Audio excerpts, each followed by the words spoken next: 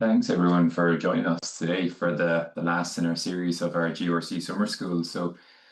We've quite a few people still joining, so I might just give it another minute or so and just let everyone come through the Zoom waiting room. There's still people trickling in, so just bear with us in a couple of seconds and then we'll kick off if that's okay.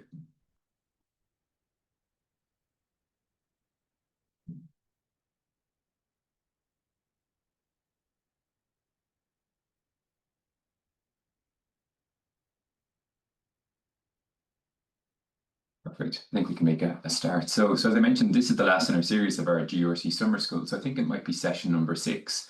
And really what we're doing today is probably just stepping through the fundamental components of a governance, risk and compliance program. So a bit of a recap of probably everything we've covered over the last few weeks, but also then talking about some of the kind of pitfalls and traps that maybe people may fall into with the use of spreadsheets and Excel. And the purpose of today's session is not to bash that.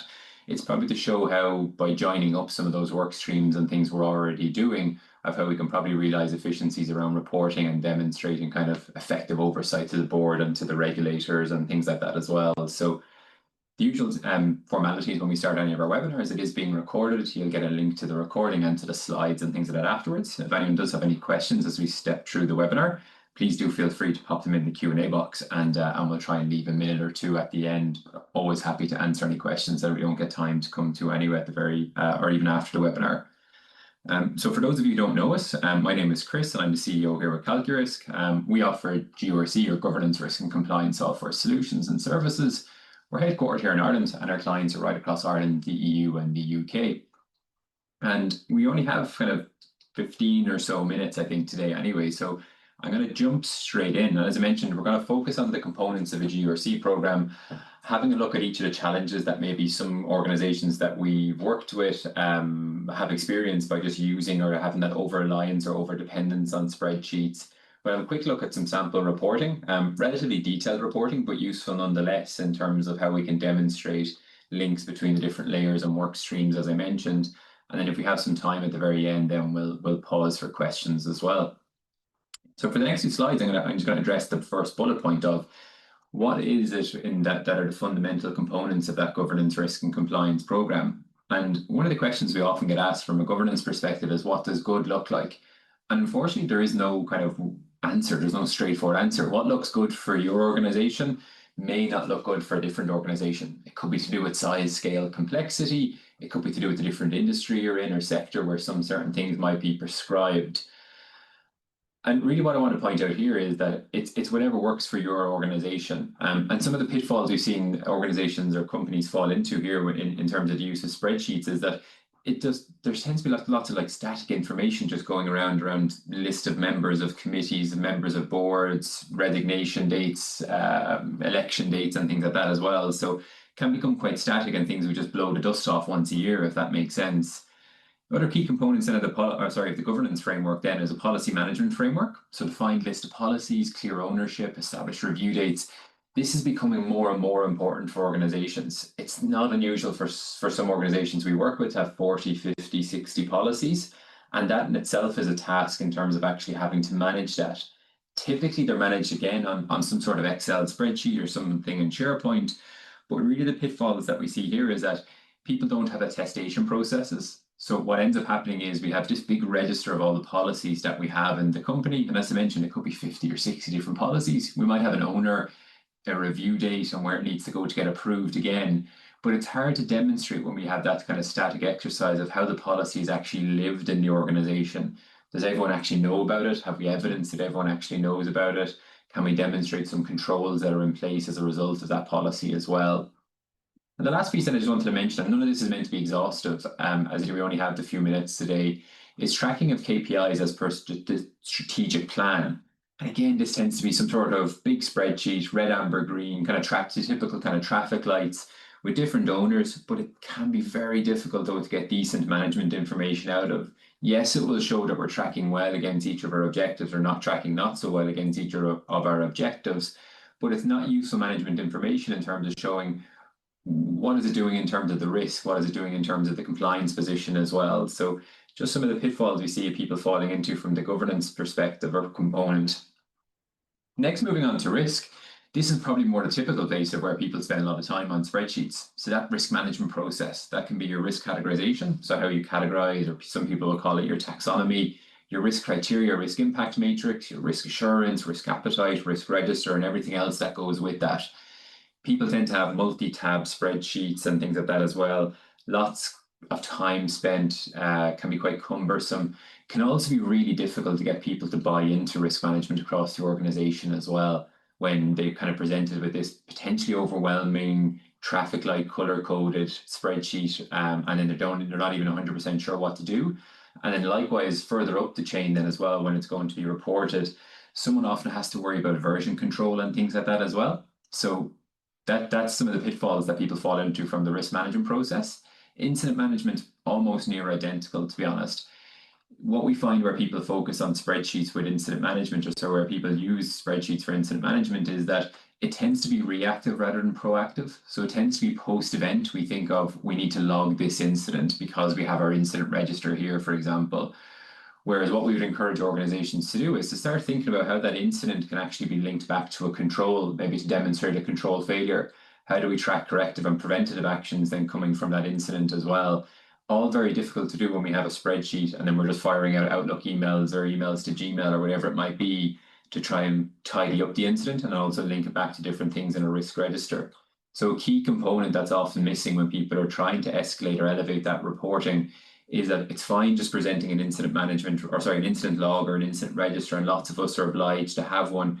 But think about how you can kick on to that next level and actually demonstrate some real value in the risk management process by having a more proactive incident management process. And then very similar to the key performance indicators that I mentioned on the governance slide, having a bit of a think around how key risk indicators can be managed. Lots of organizations, again, are guilty of having that big spreadsheet, traffic lights and color coding or RAG indicators.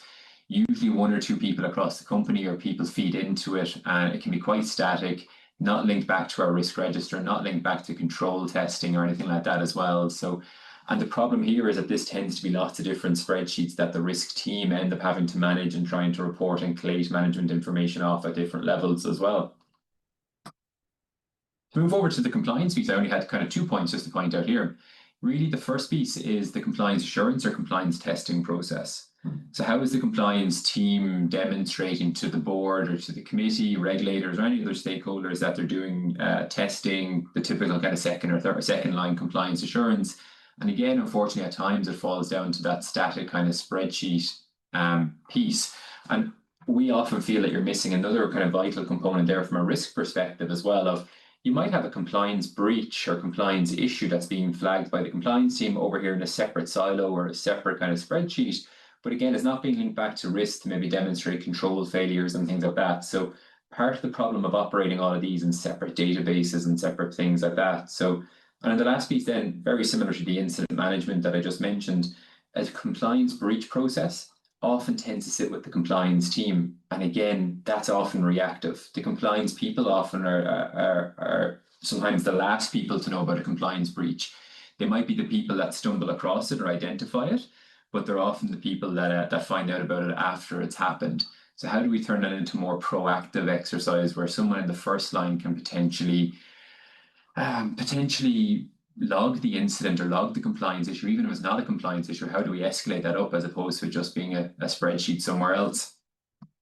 And then two other components that I just really wanted to mention, partly because but the third party piece is becoming more and more important over the last years. We're seeing a lot of firms, a lot of organizations being worried about their supply chain, vendor management, third party management, or outsourced service providers. Everyone will have a different name on it.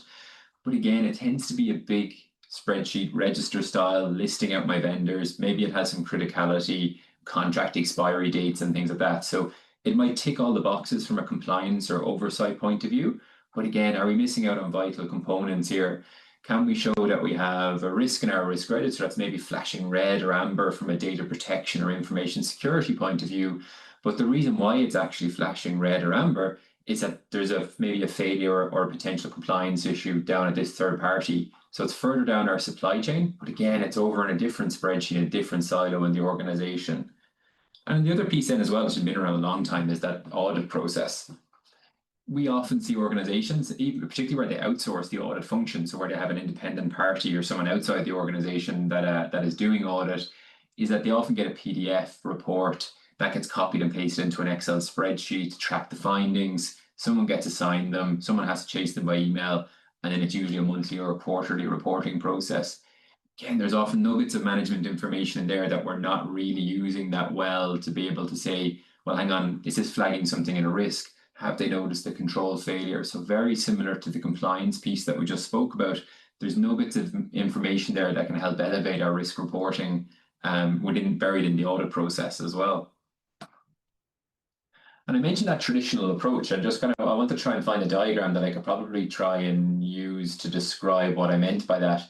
And without going into it in huge detail, I think we've alluded to it with that siloed approach, in that in larger organizations, despite people talking about risk and compliance or governance, risk and compliance, and almost thinking that these people are lumped into one team, what we've actually seen in reality is that it tends to be almost separate silos, and maybe there is some sort of crossover between it, but it's often risk, compliance, audit, operations. In bigger companies, you might have IT security, vendor management, or third-party operations.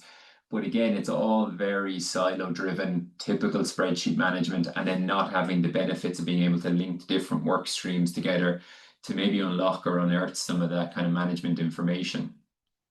So that's I'd say I didn't want to turn the session into being negative about spreadsheets or Excel or anything like that. It was right, we all know these problems, and what can we basically do about them? So I just want to take a quick slide on what a more integrated approach could look like. And when we think about the definition of risk, the ISO 31000 defines it as the effect of uncertainty on the achievement of objectives. So whether we're a for-profit organization, a not-for-profit organization, a social enterprise, or whatever we might be, we all should or will typically have a strategic plan that will list out a bunch of objectives, maybe about growth or servicing members or other stakeholders. That will then have a bunch of KPIs and everything else that we've alluded to. So at the very top of that pyramid, I always think about that strategic plan. What can I do to show my board that we're in control and we're going to show that strategic plan?